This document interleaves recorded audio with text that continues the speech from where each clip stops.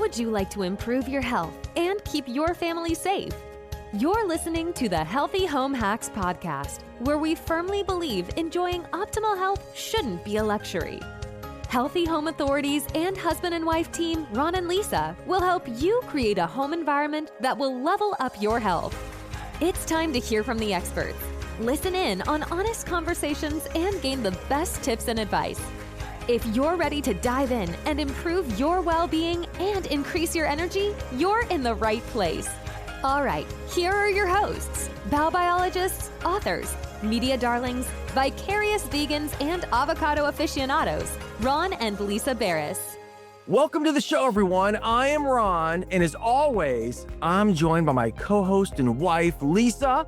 And today we're going to be talking about beautiful, youthful skin, but with a different approach that you might not expect. That's right. We're discussing Botox and the growing number of women choosing natural alternatives.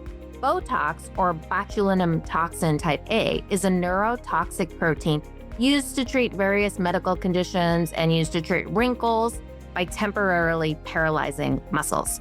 Now, while millions of people have used Botox, it comes with potential side effects like bruising, headaches, muscle weakness, and in some cases, more serious complications such as botulism.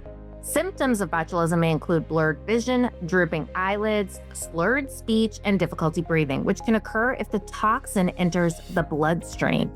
Most people are completely unaware that Botox carries a black box warning issued by the FDA, which states that Botox can cause serious side effects, including the potential spread of the toxin from the injection site.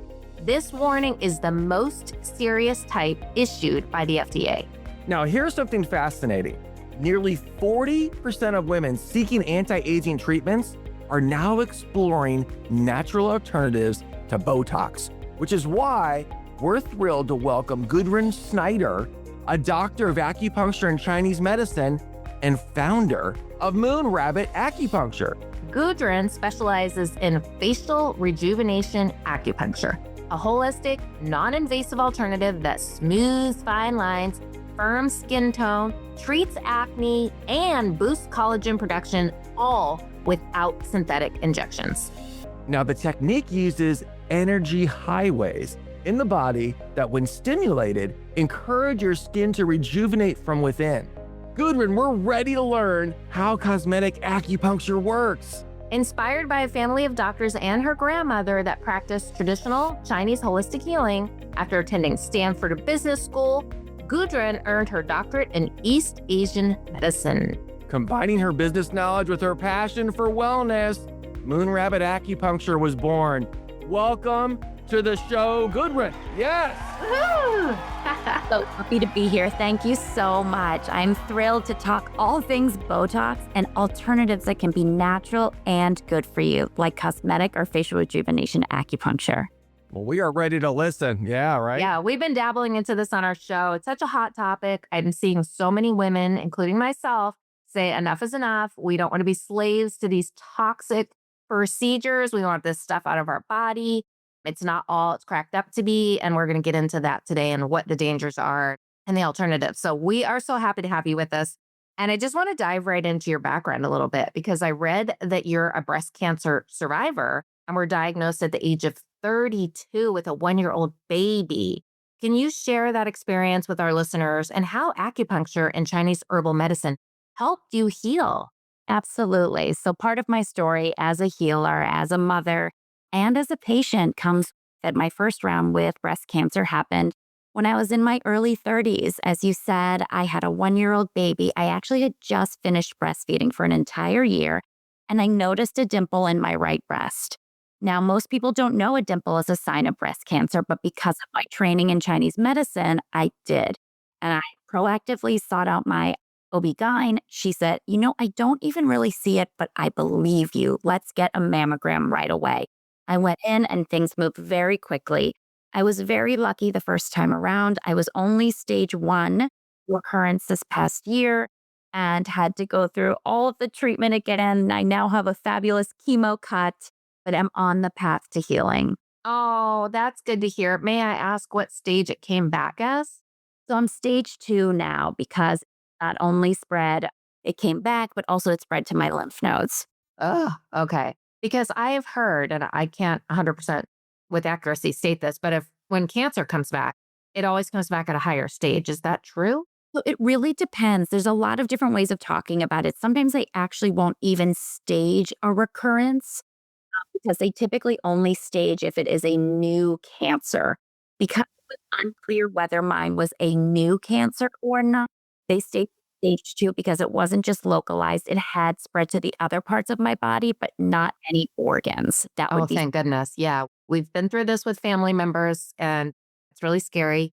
And like you probably were told, you're great, you're cancer free, go on your merry way, because that was a while ago. I don't know how old you are. You don't have to say how many years, but No, it's funny you say that. So I had been on essentially a hormone blocking medication called tamoxifen, which some people are familiar with, for 7 years. And I'm the epitome of health. I work in health, I exercise, I'm fit, all of those things. And so my oncologist said, you can go off the tamoxifen. Now, 1 year later, I found essentially a growing lump in my breast. So there we are. I had gone off the preventative medication and back. was it an estrogen positive cancer both times? Okay. So we know a lot about this because we unfortunately lost our sister in law to breast cancer. Hers came back stage 4 the second time and estrogen positive. And so, for listeners, we do a lot of shows, articles, you name it, on estrogen dominance, endocrine disrupting chemicals that are in our everything. I mean, everything, cosmetics, skincare, your food, plastics, I mean, you name it. And so this is why it's the water you drink. It's really, really important to be aware of that. A lot of people are like, that's just hype. It's no big deal. But no, those actually are very potent chemicals that mimic estrogen in your body. And when you hear of someone like Gudrun that has estrogen positive cancer, there's a correlation there, right? You're So, absolutely right. And I think the best thing we can do is not only be proactive in our health, we should not just be reactive and we should also use all the tools in our toolbox, right? So I did chemo, but I also did acupuncture. I also took Chinese herbs. And, in the context of what we're talking about today, when we're choosing natural versus maybe more medical, choices about things, it's really important to weigh the pros and cons of each, right? right. Yeah, you have to follow what feels good to you, no matter what, like not feel pressured by someone telling you what to do because you'll be your best advocate. So, did you change your protocol the second time? Like, were you more natural with your approach or did you always First incorporate time both? around, I was very natural. I mean, I even cut out all desserts for the past 7+ years. I hadn't had a dessert. My kids would laugh, like even on a birthday, they're like, well, mom's not going to eat anything. Cake, right? And I've used natural hair care products, natural skincare, all of those things for years. I had a very hippy dippy mom who was a little bit ahead of her time. So she even used natural cleaning products before it was a trend. She was very ahead of it. So, we can only do so much. Sometimes it's a little bit of bad luck, but at least I try to say I did as much as I could and I have to be happy with that, right? Right. Of course. That's all you can do. And did you have to do chemo both times or just First time I had a double mastectomy and I was actually scheduled for chemo. And they had something called the oncotyping assay, which is now part of standard of care. However, when I was diagnosed, it wasn't. I opted to do it anyways, and you get a score. And essentially, it's just a score from 1 to 30. And if you get a certain score, it's either chemo is going to be effective for your cancer type or not. My score was right in the middle. Oncologist said, you're young, you're healthy. There's no reason to think that you need to have chemo. And we agreed together. And if I could go back in time, I don't know that I would make a different choice with the information I had. I think we best with the information we had to say no chemo the first time around. That said, when the cancer came back and he was like, chemo, I was like, yes, I am Oh, you didn't do chemo the first time. not the first Oh, time. No, you did the mastectomy and I did the mastectomy and the hormone therapy the hormone first time therapy. Okay. with the chemo. Yeah. My heart goes out to anyone listening who's going through this. It's a physical, emotional, spiritual. Everybody around you goes through it. It's a family affair, friends and family, everybody, it's a huge thing to go through. And so whatever we can do to reduce our toxic load we're going in the right direction. Like, don't underestimate one action, as I tell everyone. Get rid of those plastic water bottles, stop drinking out of them. Just that one action today can help you. You just don't know what the trigger point is going to be in your life, you know? I completely agree. And I do also think, aside from things like endocrine disruptors and, utilizing less plastic and the things that we put into our body, right? I think the other thing that we really need to keep in mind is our stress level and our active engagement constantly. Technology has been a wonderful thing in many ways. However, it has made our nervous system always be on. We are always checking our phones, our emails, our texts.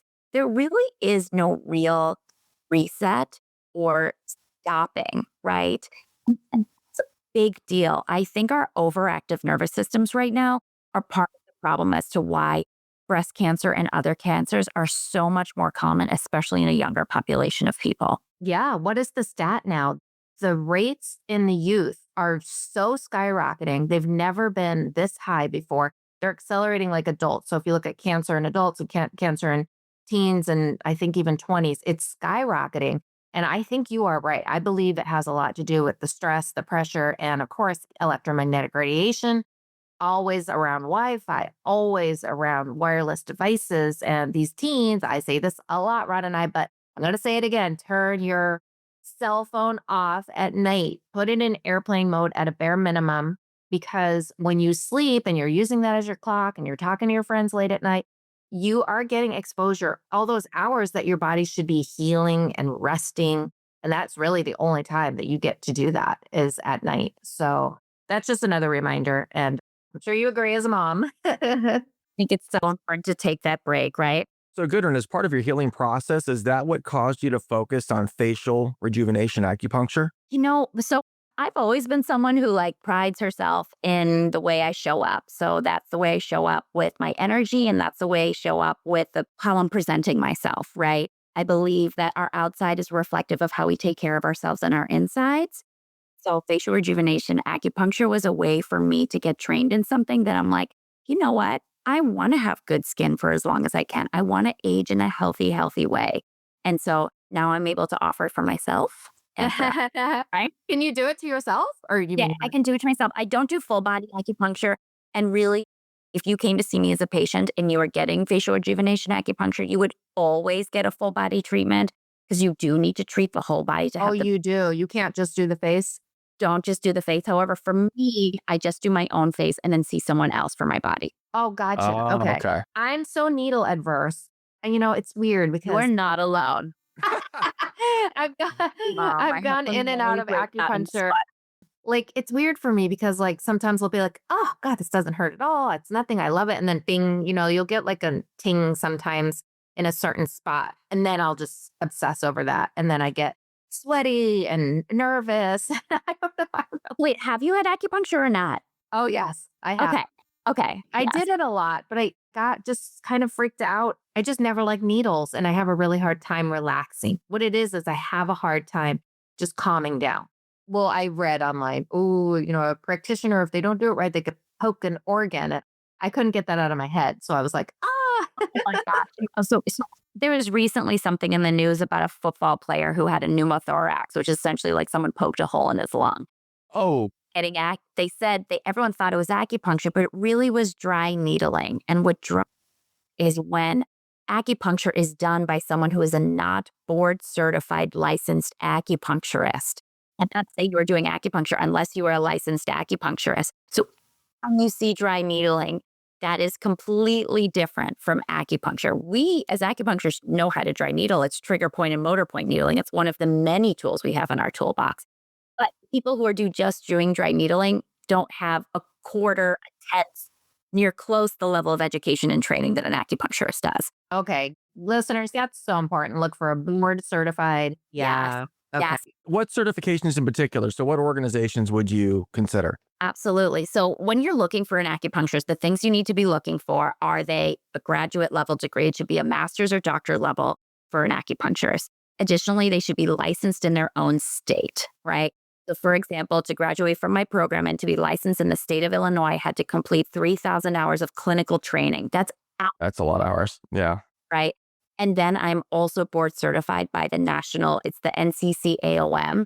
It's essentially our national board. And so I had to take board exams. I had to pass those. I have to keep up with my CEUs and continuing education. And so everyone who works at Moon Rabbit is not only licensed, they are also board certified. And so you need to be looking for both licensure and board certification. Okay, that's very good. Ron's mom used to work there, actually, in DC, right? Right, she Little did. And shout so, out. yes, a while ago, it's funny that she did work there because she was not necessarily doing the practice of that. She just worked somewhere in the executive office. One of her best friends was Yeah, one of her best friends was the CEO of the organization. CEO. Yeah. Yeah, at So one she was time. more. Thank her for her service to our industry. I think Yeah. that Oh, I know. It's awesome. Yeah, she didn't know anything about acupuncture, but she was more on the administrative side. But she all was. Yeah, people, right? yeah. absolutely. So that was great. So- That was a while back, but for sure. When you get acupuncture in the face, is it painful? Can it be? So you were saying some things that like, oh, it's painful. I get the cold sweats. It really matters who you go to. There are actually people who are like, so I'm extremely gentle. I'm probably the most gentle in my practice, unusually gentle for an acupuncturist. Some people I put the needle in there like, wait, did it happen yet? Right. But there are other acupuncturists who have a more intense technique. And some people want that. I was seeing one of my patients recently. She's like, I don't feel anything. I have to feel to heal. Oh, you're like, no, you don't. To answer your question, like, is facial rejuvenation acupuncture painful? The general answer is no. So like if you've ever gotten microneedling, that's painful. I have not. No. Yeah. You don't need to numb the face because it doesn't feel like that. You're going to feel it going in, but it should feel like a temporary prick, and then your whole body should relax, because if you're with an experienced acupuncturist, they should be putting in additional acupuncture points that help your nervous system relax. Or they even touch your face. Yes, that's a good point. And so what would be is it every part of your face? Yeah, how many needles and how big are the needles? Yeah. Would it be on your nose or around? The needles that you get in the doctor's office are 30x times bigger that you're going to see. Yeah, these are what? Are they this big, would you say? They're tiny, tiny. Oh, They are tiny. thin. Some of them are even just the size of your fingernail, in terms of length, and thinner than a fingernail in terms of their actual width. So in terms of how many needles that go in your face, it depends on who you've been trained by, and then also your style. So for example, for me, I probably put in about 30, but I know acupuncturists who put in closer to 60 to 90 needles. Okay. Probably better to start small and then work. I've had them in my ear and I kind of liked that. That didn't hurt. I've had them in my head and that didn't surprisingly hurt at all. And so I Do any go in your lips, your lips or your nose? So I've actually done some lip enhancing treatments. So some people, instead of getting fillers, you can do that. It is much more temporarily, but essentially you line the lips with needles. That experience, so I will say, is more intense, and I don't recommend it for everybody. You have to kind of, because that's very sensitive. but it works. It does. It will make your lips You'll get more a nice full. little pout. And so the way that the needling actually works is that it creates micro traumas in your skin. And then your body's own healing mechanism kind of fits it back together, creating more collagen and elastin. So not only that's what creates that youthful look, but also that more full look. Yeah. Probably good for people with smokers' lips that get these grooves. I have a friend that complains about her upper lip because she exercises a lot and she goes, and it, yeah. It's it real. created a lot of wrinkles above her lips that she hates. So I'll have to send her this episode. I talked to some of my patients about this too, because one of the other trending things going on right now is face yoga and whether or not it's effective. And I say that if you held your face in one position for a long time, just like your friend while she's running, you're going to change your face. And so if there are things that we can be doing on the daily, whether that's gua sha, facial yoga, whatever it is, that will also change your face, right? Yeah. Oh, I have to ask you this. I just had the most amazing treatment, and I know you're probably going to be familiar with it. It's called Bojan. No. Oh, okay. You'll have to look it up. It's rooted in Chinese medicine or Chinese aesthetics. It's really lymphatic drainage for your face, but they use this tool and it's pretty aggressive. It goes in there and I thought it was just going to be a wash up, but it was pretty rigorous. And you feel really deep into your face muscles and your bones, and they'll do some facial bone. Yeah, it's pretty. That might be similar to what's Japanese massage, which is Kubigo massage. And that also sounds very similar to what you're discussing, which I love. I loved it. It's not like your most relaxing facial, I will say. No, but it's effective. Give me the work, right? I want to walk out of there with my glow. And that's one of the other things that I will say over Botox or fillers or something like that. You go in and get your facial acupuncture, you can walk out and go to a gala, right? Like Oh, yes. right Yeah. away. Which Right is away. You're not going to be red, no redness.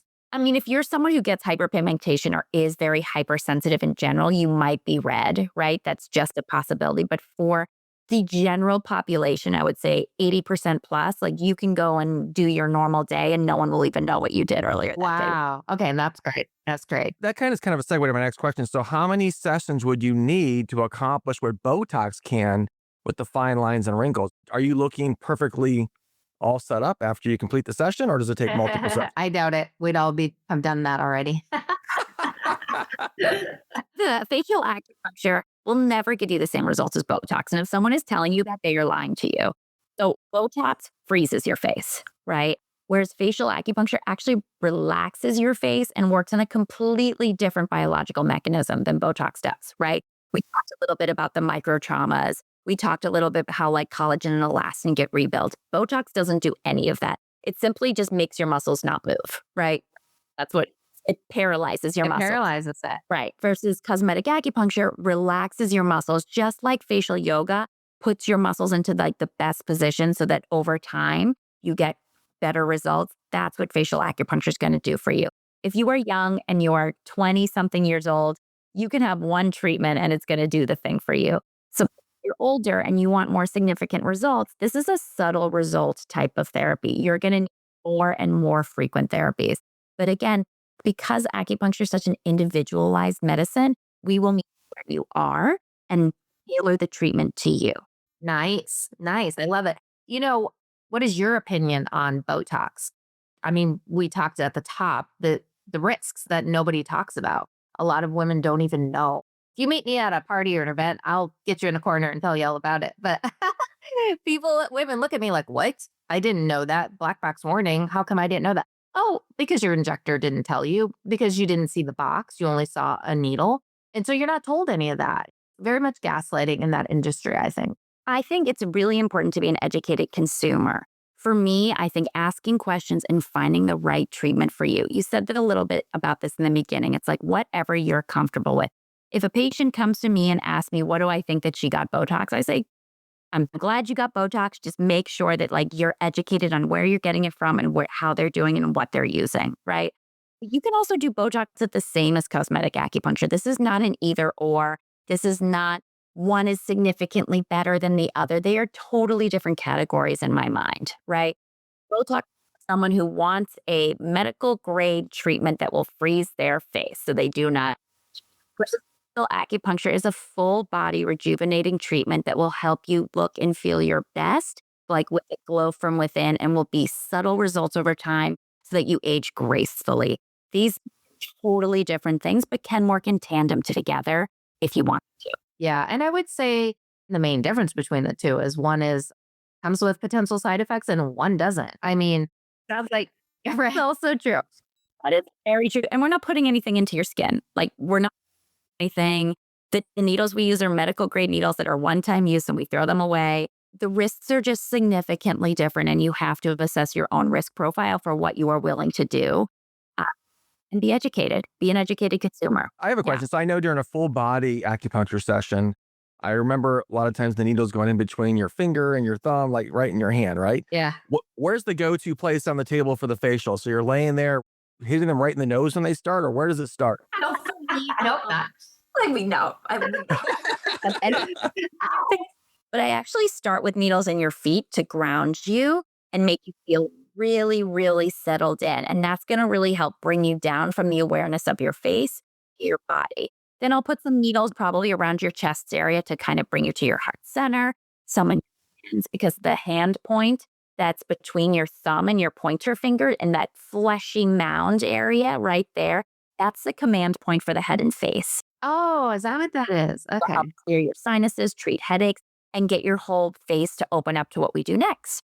And then put the needles into the face, and they will go everywhere. They will go on the top of your head. They will go in your eyebrows. They will go on the sides of your nose. They will go on the sides of your lips.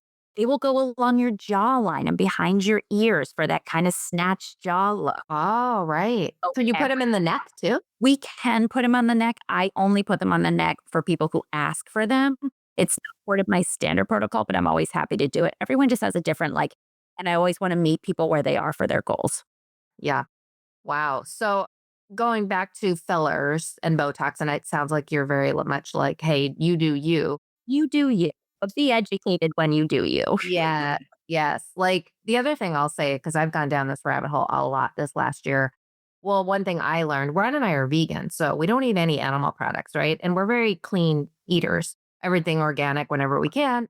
But I found out that Botox and a lot of the other brands under that name use human blood albumin. So it's a protein from humans that is used in there. And that's another thing that people aren't told. And I've talked about it on another episode, but I thought it was so important to mention that because that's not told to you. And that to me is a big deal. Like you should be told that. 100%. And here's the thing, in America, that is not how our medical, aesthetic, any of our systems work, right? There is no major list of ingredients made out to you in front of your face or even talk through it. Maybe it's in fine print, but it's not even always in fine print, to be honest. You don't get a pamphlet when you go in. It is on the ownership of ourselves in a time that we are living in to be proactive and educated about our health. This is our bodies and we have a right to know what goes into it, but the ownership has to be on us because we are not living in a world where information is shared freely. It's fortunate. I wish that was not the case, but because it is, we have to work under that system. And you're absolutely right. There are additives and things that we don't know about. There are animal, human, etc. products and do not know about. And we need, as consumers, to be educated, informed, and proactive, right? Yes. It's unfortunate that it falls on the consumer, like you said, but I think we could take that across every industry. I mean, whether it's your mattress that you're shopping for and you're not being told what flame retardants are in there, or your cleaning product that doesn't fully list the ingredients on the label, or your skincare that's hiding the ingredients under the word fragrance, or on and on and on and on. On and on and on. And as you were saying too, I actually had an experience with like an IV therapy place where I trusted them. I knew them. They knew me because of my reputation in the community and they invited me in.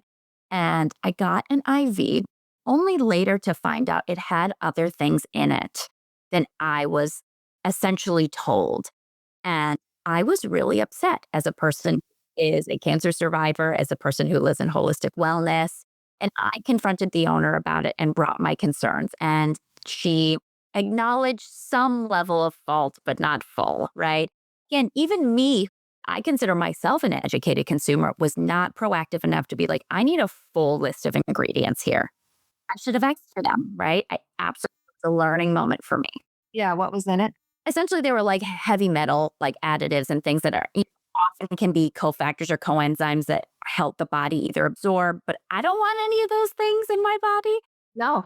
No, we're working hard to get them out. Like it's a lot of work to get them out. That's exactly right. And so for me, that was not the right thing for me, but I also didn't ask. And again, it was a learning moment. We must ask. We have the right to ask. We have the right to ask. I think there's an energy sometimes when you go to places that you feel guilty asking. You kind of feel Absolutely. right? It's this just energy. Like, Ron, we had someone on and she talked about the IV therapies that they can have a lot of animal products. And at that time, we had gone a couple times to get like a vitamin boost, if we're under the weather or B shot or whatever. And she's like, yeah, you have to ask because a lot of them will have animal products. And you're like, what? I never thought of that in an IV or B, right? That it makes sense if you think of like, you have to be careful when you buy supplements. Oh my God, supplements are so dangerous. You have to check what's in them. And it's not always going to be in the bottle because as you know that it is not a regulated like area. You have to get them from a company and almost a person that you trust. And then again to what you were talking about, this kind of energy, like we are afraid to ask because either we feel intimidated. There's white coat syndrome, right? We're like someone as a superior and an educated, so we just assume that they are taking care of us. That is not always the case, right? Time in our lives where we, again, need to not be afraid to be like, I'm protecting myself. That's okay. Yeah. Or they'll tell you one ingredient. Like this happens a lot. Like let's say fillers. Oh, it's hyaluronic acid. It's what your body makes naturally. Okay, that's true. But I want to know, where does that hyaluronic acid come from? Is it synthetic? Is it coming from an animal? What are the additives, right? And so, yeah, I think that's a little of the gaslighting there too. People leave thinking, oh, it's all natural and it's coming from what my body makes, and you're like, wait, there's more to that story. So yeah, being And an plus informed the consumer. demand that people have for all of these things, everybody wants a lot of these things. So now there's more providers and more suppliers, which means things are also diluted down in the information pathway that a lot of these people who are supplying it don't even actually know the answers. Yes. Yes. I've had that where I've asked and they're like, I don't know. Let me go check. And then 30 minutes. Yeah. Too many things. And no longer is it like the expert in the field offering the thing. It's everybody can. There's a med spa on every corner. There's every corner, especially we're in Orange County, California. It's like, land of the med spa. And you have people doing injections that shouldn't be, right? So that's going back to your board certified acupuncturist. The same goes for fillers. Like a doctor's the best. Obviously, a board certified doctor would be ideal. Not a lot of people are going to doctors, they're going to nurses. And even at that, there's levels, right? There's a nurse practitioner, there's an RN, there's an LPN. I don't know if they can even do it, but you've got levels within that. And so I think experience is really important too, in addition to educating yourself, making sure you have to vet it. Like you said, it's your body and everything that we put into it does matter because we have an ecosystem that needs to work together and you just don't know, right? Or if you're going to get an allergic reaction to something, right? Absolutely. Absolutely. Yeah. This is off topic, but has acupuncture been used to try to help cure cancer, for example, or certain types of cancer? Historic times, 3,000 years ago, before we had chemotherapy and radiation therapy and all of things like that, entire scope of medicine. So they have acupuncture points to treat things like cancer. So I will say to those of you who are suffering from cancer or, a diagnosis and therapy, please use all the tools in your toolbox. Something that is just a natural energetic alternative is not necessarily a cure. It is an adjunct of therapy. It is something that you should be doing in addition to all the other things that you should be doing under a physician's recommendation. So maybe not cancer, but are there some illnesses like maybe arthritis or something too that there's documentation that shows that acupuncture certainly can address and help heal that? Absolutely. Acupuncture is this wonderful magical tool that is significantly underutilized in the United States.